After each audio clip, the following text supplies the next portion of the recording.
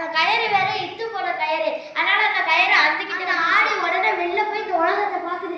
ஆஹா, என்னடா இது இவ்வளவு அதிசயமா இருக்கு அப்படின்னு பார்க்குது. பார்த்துட்டு இருக்கல தூரத்துல பார்க்குது ஒரு அழகான காடு ஒன்று தெரியுது. அந்த காட்டுல பெரிய மலை ஒன்று தெரியுது. அந்த மலையை பார்த்த உடனே ஆடு சந்தோஷத்துல துள்ளி குதிச்சு ஃபுல்லா மேய்ச்சிட்டே போகுது. மேய்ச்சிட்டே போயிட்டே இருக்கு. அதுக்கு வயிறு நிறைஞ்சிருச்சு. வயிறு நிறைஞ்ச உடனே ஆடுங்கெல்லாம் என்ன பண்ணும், அசைப்பட ஒரு இடத்த தேடும். அந்த இடத்த தேடிட்டு இருக்கும் போது ஒரு புகை ஒன்று தெரிஞ்சிச்சு. அந்த புகையை நோக்கி போனுச்சு. அந்த ஆடு வரும்போது சிங்கம் ஒன்று அந்த இடத்த நாடி போனுச்சு வேட்டையாட. அந்த புகையில இருந்து குட்டி அந்த புகையை பார்த்தோன்னா அசைப்பட போனுச்சு. உள்ளக்கே போயிருச்சு.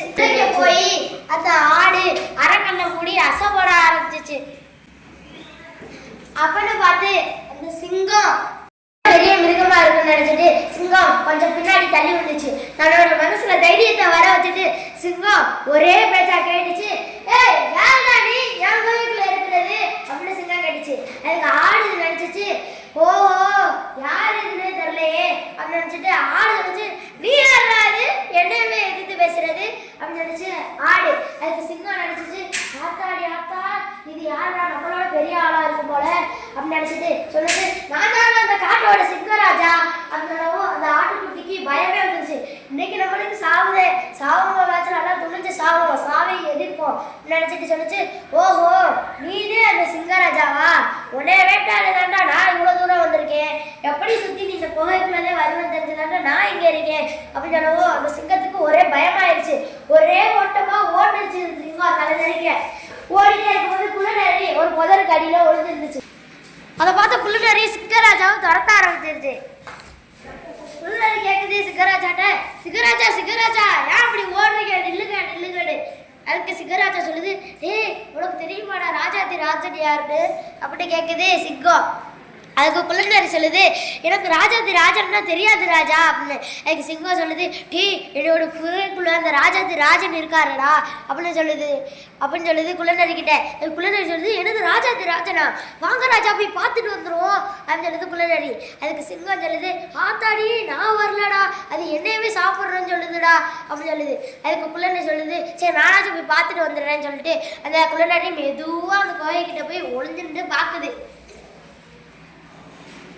பார்த்த பக்கம் தான் தெரியுது அது ஆடு அசைப்பட்டு தூங்கிட்டு இருக்கேன்.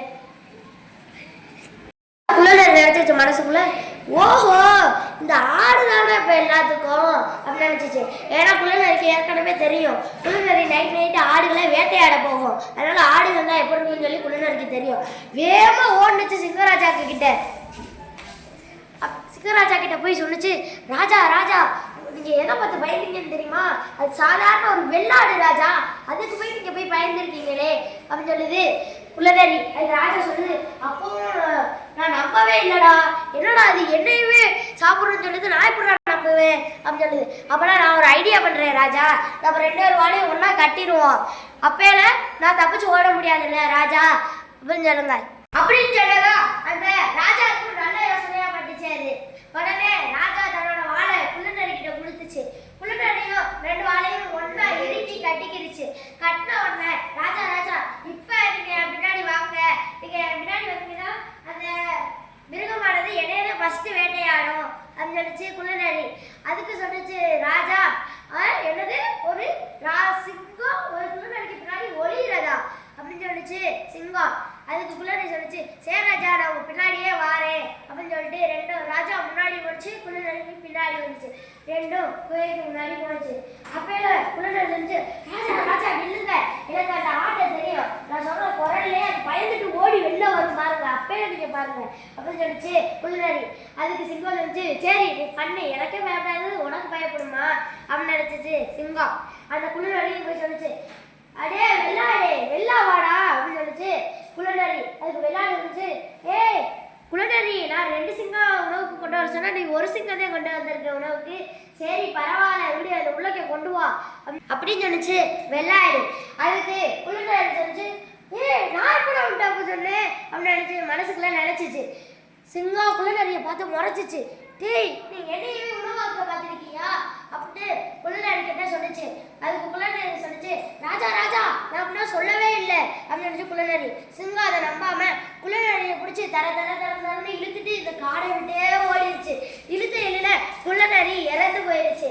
சிங்கம் இந்த கயிறை எடுத்துட்டு காட்டை விட்டே ஓடி போயிடுச்சு.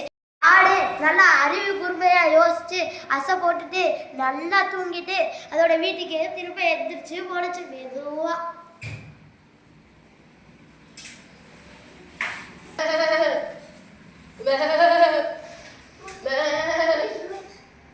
அந்த ஆடும் தன்னோட இடத்துலயே போய் உக்காந்துருச்சு. அப்பன்னு பார்த்து அந்த ஆடோட ஓனர் வந்தாங்க. என்ன ஆடே, நான் எவ்வளோ நேரம் தேடினேன், நீ எங்கே போயிருந்த அப்படின்னு சொன்னாங்க அவனோட ஓனர். உடனே அவனோட நல்ல கயிறை இழுத்து அந்த ஆட்டுக்குட்டி கழுத்தில் கட்டி விட்டாங்க. அந்த ஆட்டுக்குட்டியும் எந்த இடத்துக்கும் போகாமல் நல்ல பெரிய ஆடா வளர்ந்து வாழ்ந்துச்சு.